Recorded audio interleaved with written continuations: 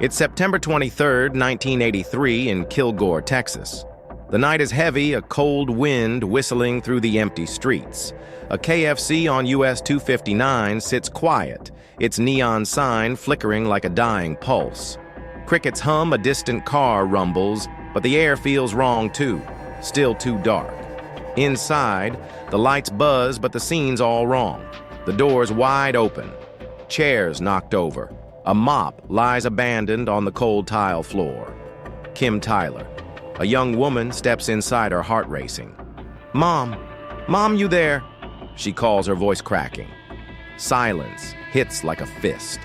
Her mother, Mary, and 4 others are gone, ripped from this small-town restaurant, driven 15 miles into the pitch-black night, and executed in a lonely oil field. 5 lives snuffed out in a heartbeat. And 42 years later, one killer still walks free, a shadow who vanished into the Texas night. This is the KFC massacre, a crime so brutal it's carved into the town's soul. Who stood behind this slaughter?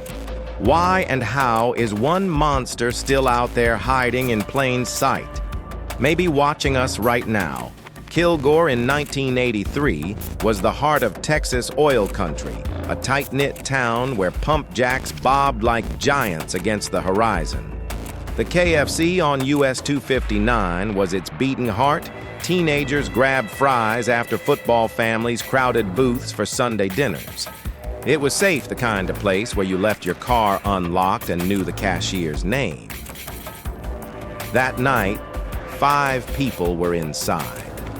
David Maxwell and Joey Johnson, both 20, were best friends working the late shift to save for college. David, with his easy grin and love for motorcycles, dreamed of opening a repair shop. His pregnant wife, Lana, waited at home planning their baby's nursery. He wasn't even scheduled, just swung by to give Joey a ride. Monty Landers, 19. Their buddy tagged along, joking about a weekend party. Mary Tyler, 37, was a devoted mom, teaching her daughter Kim to make biscuits on lazy Sundays. Opie Hughes, 39, was another mom, hard-working, saving every penny for her kids' dreams. They were ordinary folks, sons, daughters, dreamers, living their lives unaware of the darkness closing in. Kilgore felt untouchable, until that night shattered it like glass. Let's step into that night, September 23rd, 1983.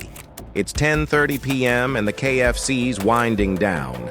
The cash register holds about $3,000, a solid take for a Friday in a cash-heavy town. The air smells of fried chicken and bleach, the cooler humming softly. Then chaos erupts. Armed men, maybe 2, maybe more, storm through the door, guns, drawn voices barking orders. David, Joey, Monty, Mary, and Opie are forced out at gunpoint, shoved into a vehicle that roars into the night. Picture their terror hearts, pounding eyes, darting the cold steel of a gun against their backs. The road stretches on 15 miles of darkness, the hum of tires on asphalt, the victims' breaths shallow with fear. The restaurants, left in chaos chairs, toppled a mop, abandoned, the air thick with panic. Kim Tyler pulls into the lot to pick up her mom. She sees the open door, neon light spilling out. "Mom." She calls, her voice breaking into a scream. The silence hits like a blade. Her hands shake as she dials the police, tears streaming. By dawn, a worker in a Rusk County oil field stumbles across a nightmare. 5 bodies. 4, David, Joey, Monty, and Mary, lie in a chilling line, face down, heads north, each shot through the skull and chest, execution style. The precision is sickening, like a ritual carved in blood under the moonlight. Opie Hughes is 50 yards away, her body alone, bearing scars of an unspeakable horror before death. The wind howls, the smell of oil and blood mixing in the air. Kilgore wakes to terror rumors of a serial killer spread like wildfire. Neighbors lock doors. Parents clutch their kids. Why drag them out here? Why line them up like that? Was this a robbery? or something personal? The investigation launches fast but crashes hard.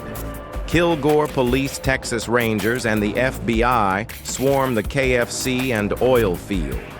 They find traces of blood on a napkin and a cash receipt box, small clues that will matter later.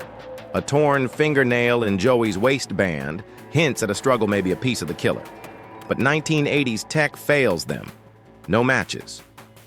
A witness overheard two men in the KFC that day talking about a $15,000 bank deposit mistake. It was only $500. Was that the spark? A robbery gone wrong? In 1983, they zero in on James Earl Mankins Jr., a local with a rap sheet and a torn fingernail. Hope surges Lana Maxwell, pregnant with David's son, prays for justice, clutching his motorcycle jacket. But in 1995, DNA clears Mankins, crushing her. The case goes ice cold for 22 years. Lana raises her boy alone, his dad a fading photo. Kilgore's innocence fades, whispers of a monster haunt every diner. Then in 2001, a miracle. New DNA tech retests that napkin and box. The blood screams two names, Darnell Hartsfield and Romeo Pinkerton cousins, from Tyler Crooks, overlooked in 1983. Hartsfield lied, swearing he'd never set foot in that KFC. The DNA calls him out. In 2005, both are charged with 5 counts of capital murder. Pinkerton pleads guilty in 2007, taking 5 life sentences to dodge death row. Hartsfield fights screaming in court. The real killer's still out there. A 2008 jury nails him 5 life sentences. But here's the twist that'll make your blood run cold. DNA on Opie Hughes' jeans, left from a horrific act, doesn't match either man. A third killer, someone who brutalized her before the end, is still out there. Why Opie? Was it personal, a grudge from her past, or a predator seizing a chance? Could he be a serial killer linked to vanishings in Tyler or Longview cases still cold, like the missing women of East Texas? Hartsfield's words haunt the real killers out there. Was he covering for a ghost, or scared of a shadow bigger than himself? 42 years later, this phantom looms maybe closer than we think.